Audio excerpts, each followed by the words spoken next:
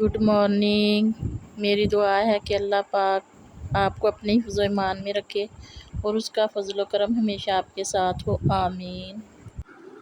आज मैंने अपने व्लॉग का आगाज़ जो है ना वो सुबह नाश्ते के बाद जो चाय बनाते हैं ना उससे किया है, क्योंकि बच्चे तो नाश्ता करके स्कूल चले गए हैं। तो मैं और मेरा हस्बैंड जो है वो घर पे थे, तो उन्होंने अभी ड्यूटी पे जाना है, वो थोड़े लेट जाते हैं।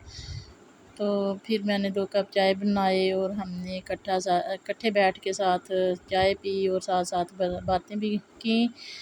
क्योंकि ये टाइम सुबह का जो होता है ना, इसमें बंदा सारे दिन की जो रूटीन होती है वो बंदा हस्बैंड के साथ शेयर कर लेता है, बच्चों के हवाले से, या घर में कोई भी चीज़, कोई सब्ज़ी वगैरह लानी होती है या कोई चीज़ के हवाले से। तो इस तरह फिर सारी बातें हो जाती हैं, तो फिर कोई टेंशन भी नहीं होती। तो सीप देखें डंडियाँ दिखा रहा है आपको। शुक्र अल्हम्दुलिल्लाह मैं किचन में मौके पे पहुंच गई, दूध उबलने गया। गैस का बिल भी आ गया है, चलें जी उठा के लाएँ। कितना आया है? 210 रुपये। चलें इस दफ़ा ही कम आया, पहले तो ज़्यादा आता है।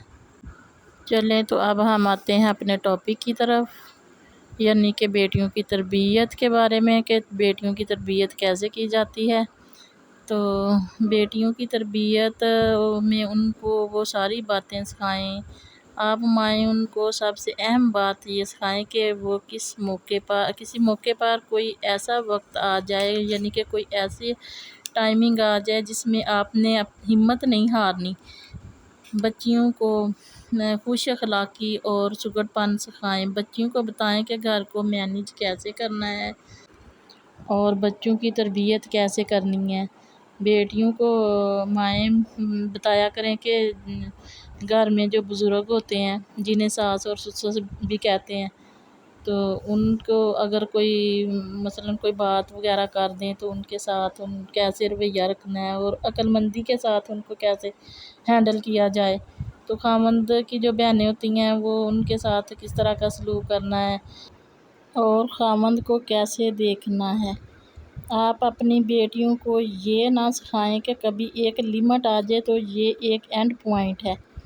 अपने इर्द गिर्द देख लें कि कहीं आपका खामंद घर में हराम की कमाई लेकर आ जाए और घर में लड़ाई झगड़ा हो। और मेरे ख्याल में आपकी बेटी के अंदर इतनी जुर्रत होनी चाहिए कि वो अपने खामंद से कह सके कि ये वाली कमाई घर में नहीं आनी चाहिए, बग़ैर फसाद लड़ाई झगड़े के उसको यानी कि निपटाया जाए।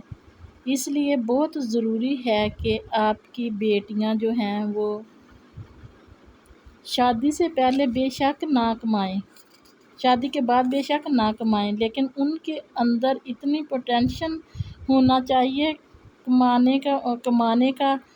वो एजुकेटेड होनी चाहिए, उन्हें स्किल्स आनी चाहिए, वो कैरियर को अडॉप्ट कर सकती हूँ। इसलिए अल्लाह ना करे घर में कोई ऐसे हालात आते हैं, उनके खामद घर में एक लिमिट को क्रॉस करते हैं, तो वो इस मजबूरी में ना बंधी रहें कि मैं खाऊंगी कहाँ से, मैं अपने भाइयों पर बोझ बनूंगी, मैं अपने वालिदैन पर बोझ बनूंगी। तो इसलिए बच्चियों को पावर करना ज़रूरी है। पावर का मतलब ये है कि उनको तालीम दें, उनकी तरबियत करें, उनके अंदर स्किल्स दें। अगर उनको कोई काम करना पड़े तो वो काम कर सकें। और दूसरी अहम बात ये है कि बच्चियों का जो हिस्सा है वो उनको ज़रूरी दें। अगर अक्सर घरों में ये रिवाज है कि हमने अपनी बेटी को जहेज़ दे दिया है, गाड़ी लेकर दे दी या अच्छे बर्तन वगैरह लेकर दे दिए, बस वो हो गया। इस तरह की बात नहीं होनी चाहिए। जो बच्चियों का हक बनता है उनको देना चाहिए और उनको देना भी बहुत ज़रूरी है। जब उसकी शादी हो, ये बिल्कुल गलत बात है कि बहनें तो ये सब कुछ लिख देती हैं, वो तो भाइयों को दे देती हैं। इस तरह नहीं होना चाहिए, ये बिल्कुल गैर शरई और गैर कानूनी है। बच्चियों की तरबियत में बच्चियों को बराबर हक दिया जाए और उनको बताया जाए कि उन्होंने एक लिमिट में रहकर किस तरह चलना है। یہ ساری تربیت ایک ماں ہی کر سکتی ہے۔ تو پلیز اپنی بیٹیوں کی اچھی تربیت کریں تاکہ ہمارا ایک سلجھا ہوا معاشرہ پیدا ہو۔ اگر میری یہ ویڈیو آپ کو پسند آئی ہو تو پلیز سبسکرائب کر دیں، شیئر کریں، لائک کریں۔